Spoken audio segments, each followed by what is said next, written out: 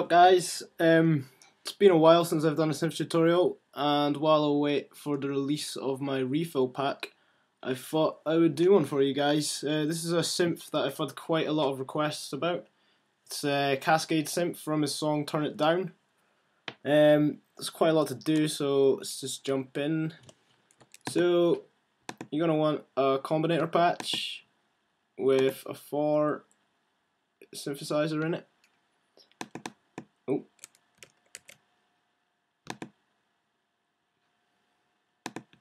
Make sure the patch is initialized, hit show programmer. Then you're going to want 2 oscillators, both wavetable. Set the first one to a mixed waves free. Then turn up the position to 71. Turn off the X fade. Bring the octaves down to 3, and that's you. So then the second oscillator, we're going to make another wavetable. This time this is going to be a mixed waves 2 oscillator. Then you're going to want to bring the octave on this one down to 2 and change the position to 101.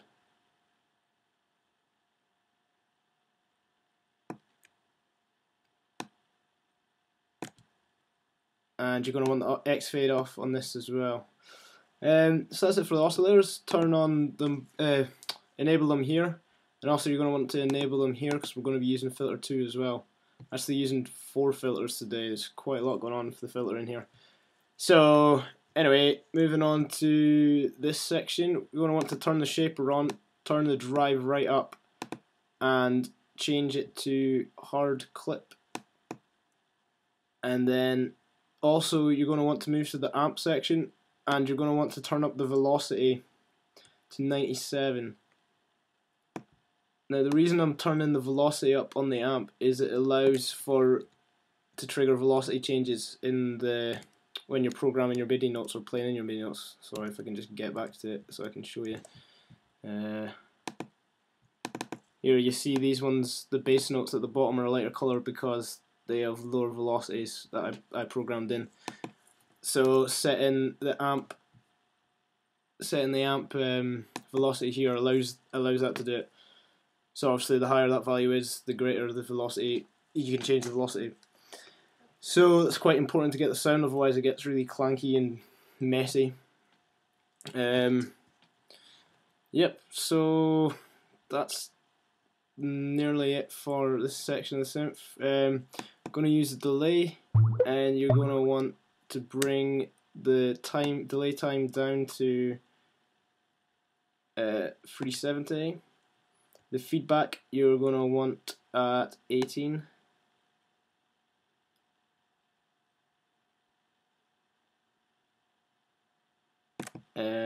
The mod rate you are going to want at 61.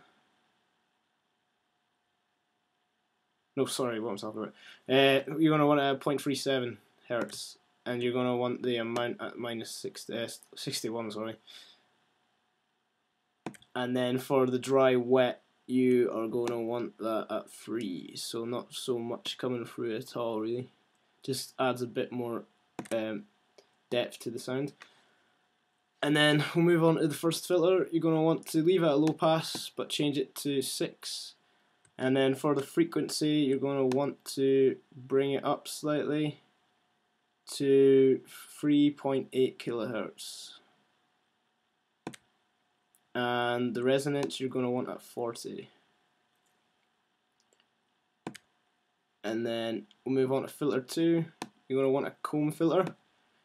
Change it to, well, keep it at plus, sorry, and change the frequency to 6.25 kilohertz, and the resonance you're going to want at 119.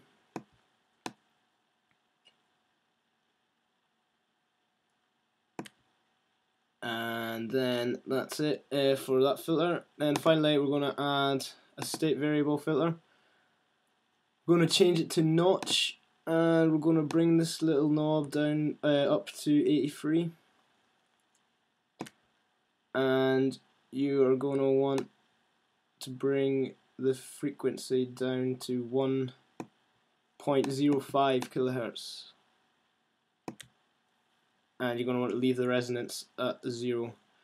And then last couple of things for the actual synth, you're going to want to turn the filter envelope release all the way up, and then for the amp envelope you're going to want the attack at 3.9, and for the decay you're going to want at 821 milliseconds.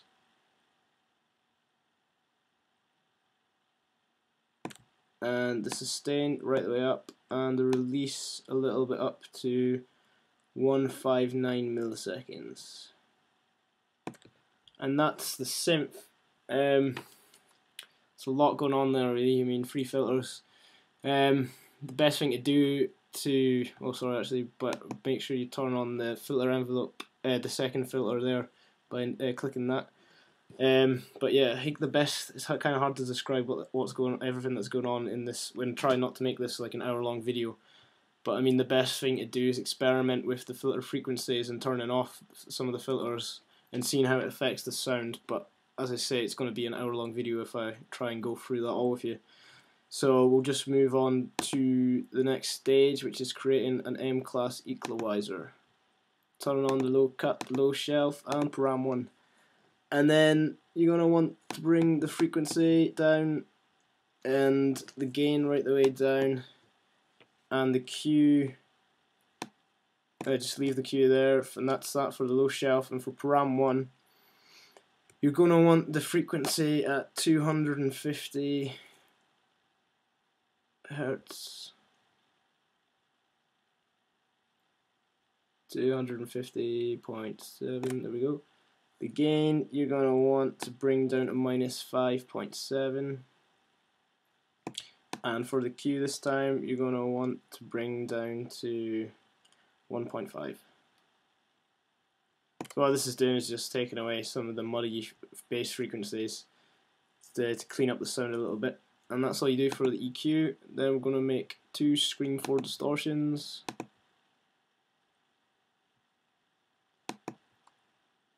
So for the first one, you are going to want to leave it at overdrive. Then you're going to want to bring the damage control down to 54. Param 1 set to 88. Param 2, you're going to want a 67.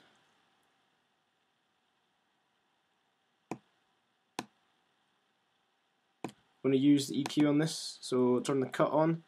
You're going to want to bring up the high slightly to 22. And the mid up to 32, and then you're going to touch the master up to 97 and make sure the body is turned off. Now for the second screen 4 distortion, you are going to want to set it to tube, and you're going to want to bring the damage control quite far down to 18. Param 1 you're going to want to set to 70. Param 2 you're going to want at 99. Leave the cut and the body off, so if they're turned on, turn them off. And then for the master this time we're going to want at 113.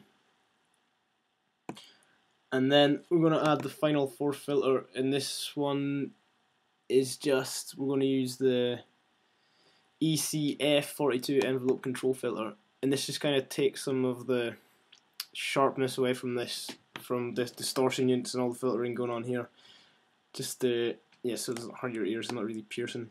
So what you're going to want to do is leave it on low pass 12, and then you're going to want to bring the frequency up to 108, and the resonance you're going to want to turn up slightly to 8.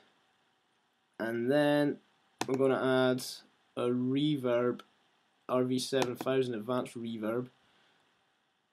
Then you're going to want to bring the decay down to 96.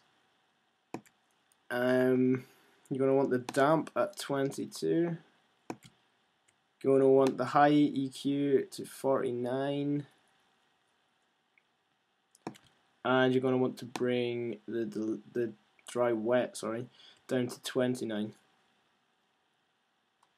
and then we're going to go ahead and pop it open by hitting that little arrow there. It says Remote Programmer, and you're going to want to leave it at Hall. You're going to want to leave the size and the diffusion.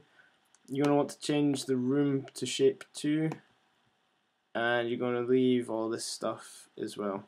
So that's that. You can close that back up, and then the final stage, we're going to add a little bit of compression just to squeeze the sound a bit, make it sound a bit smoother. So M-class compressor, input gain you're going to want at 3.4 decibels. The threshold you're going to want to bring up to 11.6. The ratio you're going to want at 4.33 over 1. The attack you are going to want to set at 39, and the release you're going to want at 513 milliseconds. And then for the output gain, you're going to want to touch it up slightly to 3.4. And then let's see what we got.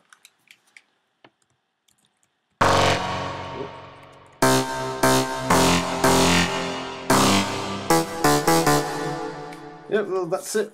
And that's your Kaskade Turn It Down synth.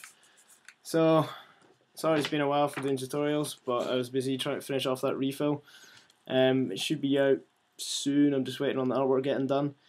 I also have my EP Generation is coming out on Lee Mortimer's Warehouse Music a week today, April the 30th.